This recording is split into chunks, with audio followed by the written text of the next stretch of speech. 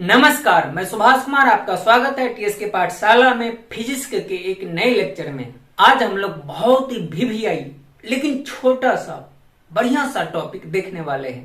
आज हम लोग चुंबक पार्ट का, क्लास 12 के फिजिक्स के मैग्नेट पार्ट का विद्युत चुंबकीय प्रेरण पढ़ने वाले हैं, जो कि अपने आप में बहुत वीवीआई, बहुत ज्यादा इंपॉर्टेंट टॉपिक है। बहुत छोटा सा होगा और वीडियो भी छोटी सी होगी, तो बने रहिए हमारे साथ इस चीज को अच्छे से समझने के लिए।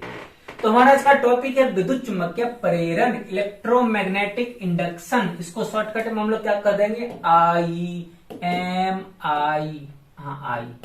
इलेक्ट्रोमैग्नेटिक इंडक्शन, विद्युत चुंबकीय प्रेरण। तो ये ऊपर में कुछ डिफिनेशन लिखा हुआ है, लेकिन डिफिनेशन को हम लोग पहले देखेंगे नहीं, पहले हम लोग समझेंगे कि ये होता क्या है। तो ये क्या होता है, इससे पहले हम लोग एक कहानी समझते हैं, स्टोरी। हाँ, कुछ डायग्राम दिया हुआ है, तो हम लोग ना एक कहानी को समझते हैं।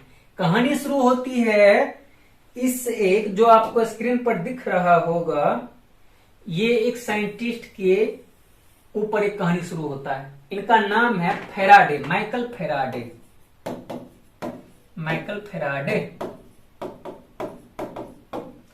ये माइकल फैराडे है। ये क्या कर रहे थे, अपने लैब में कोई एक्सपेरिमेंट कर रहे थे। एक्सपेरिमेंट में इनके पास दो चीज था। पहला था एक विद्युत कुंडली, इस प्रकार का कुंडली होता है, विद्युत कुंडली, इस प्रकार का विद्युत कुंडली था, जिसमें इन्होंने गैल्वेनोमीटर लगा रखा था। गैल्वेनोमीटर में सुई होती है। और दूसरा क्या था, इनके पास एक क्षण चुंबक था, क्षण चुंबक, ये SN, साउथ नॉर्थ, क्षण चुंबक था। तो कहानी को ध्यान से समझो। कहानी यदि समझ में आ जाती है तो डेफिनेशन आपको समझ में आ जाएगी। और उन लोग को डेफिनेशन याद रहे चाहे नहीं रहे, कहानी बहुत ज्यादा याद रहती, इसलिए आपको कहानी याद रह जाएगी। और यदि कहानी याद रह गया तो मजा है, आपका डेफिनेशन भी याद रह जाएगा, आप नहीं भूल पाओगे डेफिनेशन को। तो इसलिए समझो कहानी को। ये क्या कर रहे थे, माइकल फैराडे, ये सेंटिस्ट थे, फैराडे साहब, जिनका फोटो आपको दिख रहा होगा। ये कुंडली विद्युत कुंडली होता है, जिसको चालक तार को ऐसे लपेटे हुए होता है। और ये दूसरा क्षण चुंबक। इन दोनों के साथ कोई एक्सपेरिमेंट कर रहे थे। ये बहुत लंबे समय तक इन दोनों के साथ कुछ कर रहे थे, लेकिन कुछ हो नहीं रहा था। तो एक दिन उन्होंने गुस्से में आकर के इस प्रकार से इसको पकड़े हुआ था, इसको ऐसे फेंक दिया। समझ पा रहे कहानी को। ये कुंडली बगल में रखा हुआ, कुंडली में गैल्वेनोमीटर और कुछ भी नहीं है। ये क्षण चुंबक के साथ ये कुछ कर रहे थे। तो इनको गुस्सा आ गया, इनको कुछ समझ नहीं आया कि काहे कुछ नहीं हो पा रहा है। तो गुस्से में इस क्षण चुंबक को यूं ही किधरों फेंक दिया होगा। और जैसे ही क्षण चुंबक इनके हाथ से फेंकाया, छूटा, वैसे ही ये जो है, ये सुई तीर के निशान से जिसे दिखाया है, गैल्वेनोमीटर की सुई, ये विक्षेपित तो हो गई, मतलब हिल डोल गई। तो इस चीज को देख करके इनका एकदम दिमाग ठनका कि क्या हुआ ऐसा। तो इन्होंने फिर से उस चुंबक को उठाया, क्षण चुंबक को, फिर से इसकी तरफ तेजी से लाया, तो फिर से ये हिल गया। फिर क्या किया, तेजी से दूर लेके गया, फिर से ये हिल गया। कहानी समझ में आई कुछ। माइकल फैराडे विद्युत कुंडली और क्षण चुंबक के साथ कोई एक्सपेरिमेंट कर रहा था, तो उन्हें कुछ समझ नहीं आ रहा था, कुछ निष्कर्ष नहीं निकल पा रहा था। तो एक दिन गुस्से में आकर उन्होंने फेंक दिया क्षण चुंबक को।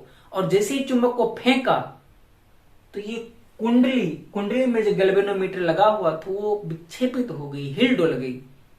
तो यहीं से खोज होता है विद्युत चुंबकीय प्रेरण का। और इसी कहानी से हम लोग बना लेंगे डेफिनेशन भी विद्युत चुंबकीय प्रेरण का। विद्युत चुंबकीय प्रेरण का डेफिनेशन इस कहानी से निकालने की कोशिश कीजिए कि है क्या विद्युत चुंबकीय प्रेरण। बस जो आपको दिख रहा है यहां से, जो समझ में आया भी, वही डेफिनेशन होता है, ज्यादा कुछ भी नहीं। तो होता क्या डेफिनेशन, ये जो गैल्वेनोमीटर की सुई विक्षेपित हुई, इसका कारण है कि इसमें दो चीज उत्पन्न हो जाती है। इसमें दो चीज उत्पन्न होती है, दोनों का नाम आपको याद रखना है। विद्युत वाहक बल उत्पन्न हो जाता है, विद्युत वाहक बल, और एक और चीज विद्युत धारा। यदि विद्युत वाहक बल उत्पन्न होगा तो विद्युत धारा भी आ जाएगी। ये दो पॉइंट आपको मेरी तरफ से यदि डेफिनेशन याद रखना है तो याद रखना पड़ेगा। मात्र दो वर्ड यदि आपको याद रह जाती है, और ये जो कहानी हमने समझा, तो आप कभी नहीं भूलोगे विद्युत चुंबकीय प्रेरण का डेफिनेशन। बहुत सारे लोगों को, बहुत सारे स्टूडेंट को नहीं याद रह पाता विद्युत चुंबकीय प्रेरण। कुछ लोगों के नजर में थोड़ा टफ टॉपिक है, लेकिन आज आप लोगों को पता चलेगा कि कितना इजी टॉपिक है।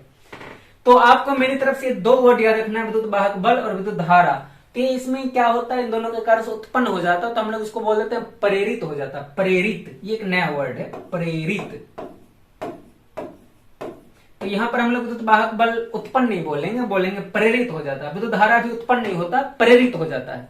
प्रेरित, प्रेरित का मतलब क्या होता है, किसी और से इंस्पायर हो जाता है, तो इसलिए हम लोग यहाँ पे इसको प्रेरित कर रहे हैं। क्या कि कहीं से आया नहीं विद्युत वाहक बल, विद्युत धारा, ये क्षण चुंबक के कारण से ये प्रेरित हो गई है। ठीक, तो मेरी तरफ से बस दो वर्ड याद रखना है, विद्युत वाहक बल प्रेरित हो गया और विद्युत धारा भी प्रेरित हो गया। अब डेफिनेशन बनाते हैं, अब चलते हैं हम लोग डेफिनेशन पर। अब देखो डेफिनेशन कितनी आसानी से समझ में आएगी। परिभाषा, अब देखते हैं परिभाषा को। किसी बंद कुंडली और क्षण चुंबक के बीच की आपेक्षिक गति के कारण, यानी कि कुंडली को, ये मान लीजिए मेरा हाथ कुंडली है, अच्छा लग भी रहा कुंडली के जैसा, और ये क्षण चुंबक है, इसके बीच में आपेक्षिक गति करवाना है, यानी कि ये और ये मेरा हाथ मान लीजिए कुंडली, ये मान लीजिए क्षण चुंबक है, इन दोनों के बीच में आपेक्षिक गति होगा। और आपेक्षिक गति आपको पता होनी चाहिए कि इसके तुलना में ये गति करना चाहिए, इसके तुलना में ये गति करना, सिंपल सी बात है। इन दोनों के बीच में आपेक्षिक गति होती है। कहीं को इधर फेंक दिया होगा, इधर फेंके चाहे इधर फेंके, दोनों ही कंडीशन में क्या हो रहा है, इसके तुलना में ये गति कर रहा है। ठीक है, या तो आप इसको स्थिर रख के इसको गति करवाओ, या तो इसको स्थिर रख करके इसको गति करवाओ, दोनों ही कंडीशन में आपेक्षिक गति हो रही है। क्लियर है ना। तो किसी बंद कुंडली और क्षण चुंबक के बीच की आपेक्षिक गति के कारण, मैंने बोला था आपको दो वर्ड याद रखना है।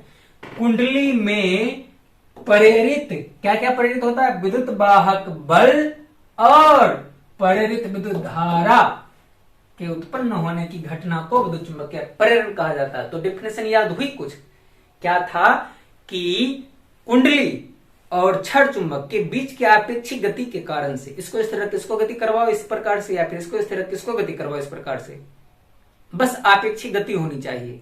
किसके बीच में, तो दो चीज है हमारे पास। फैराडे जिसको लेकर के एक्सपेरिमेंट कर रहा, दिमाग लगाना, यदि भूल जाओ तो। कुंडली चुंबक दोनों की आपेक्षिक गति के कारण कुंडली में क्या आता है, दो चीज आता है, प्रेरित विद्युत वाहक बल और प्रेरित विद्युत धारा। क्लियर है ना, बस इतना ही तो कहानी है, और यही इसका डेफिनेशन है। अब यहां से डायग्राम भी देख सकते हैं आप, यदि डायग्राम दिख रहा है तो आप यहां से देख सकते हैं, ये डायग्राम है यहां से, तो ये कुंडली, इस प्रकार से कुंडली है, ये इस प्रकार से कुंडली है, ये कुंडली है जिसमें कि कुछ ये लगाया हुआ है, गैल्वेनोमीटर भी लगाया हुआ है, और ये क्षण चुंबक है, ये थोड़ा सा ज्यादा अंदर की तरफ आ गया है। तो इसको हम लोग क्या करते हैं, अपने हाथ से पकड़ करके इसको आगे पीछे करते हैं, इस प्रकार से आगे पीछे करते हैं, यानी कि आपेक्षिक गति करवाते हैं इन दोनों के बीच में। और आपेक्षिक गति होगा तो इसमें दो चीजें उत्पन्न होगी, और हम लोगों को तो याद हो गया होगा भरपूर तरीके से, क्या क्या चीज, तो विद्युत वाहक बल, शॉर्ट में लिखता हूं विद्युत वाहक बल, और विद्युत धारा, ये दोनों चीज क्या हो जाएगी, ये दोनों चीजें प्रेरित हो जाएंगी, ये दोनों चीजें प्रेरित हो जाएगी। इस घटना को ही तो विद्युत चुंबकीय प्रेरण कहा जाता है। डेफिनेशन याद हुआ कुछ, अब इसको स्क्रीनशॉट कर लेना है ताकि आप इसका नोट्स भी बना सको। विद्युत चुंबकीय प्रेरण, अब डेफिनेशन याद होगी कि जब भी कुंडली, विद्युत कुंडली, बंद कुंडली और क्षण चुंबक के बीच की आपेक्षिक गति होती है तो कुंडली में दो चीजें उत्पन्न होती है, क्या क्या, तो प्रेरित विद्युत वाहक बल, प्रेरित विद्युत धारा। तो ये जो घटना हुआ, ये जो इंसिडेंट हुआ, ये जो कहानी बन करके आया, इसी को कहते हैं विद्युत चुंबकीय प्रेरण। तो आज के बाद से आप शायद कभी भी नहीं भूल पाओगे विद्युत चुंबकीय प्रेरण को।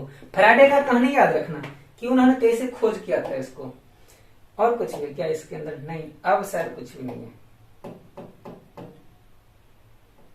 ये तो पूछेगा।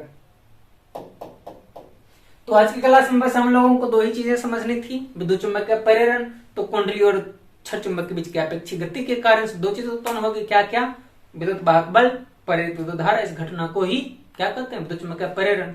तो बस याद रखना। आज के लिए इतना ही, मिलते अगले क्लास में, तब तक के लिए धन्यवाद।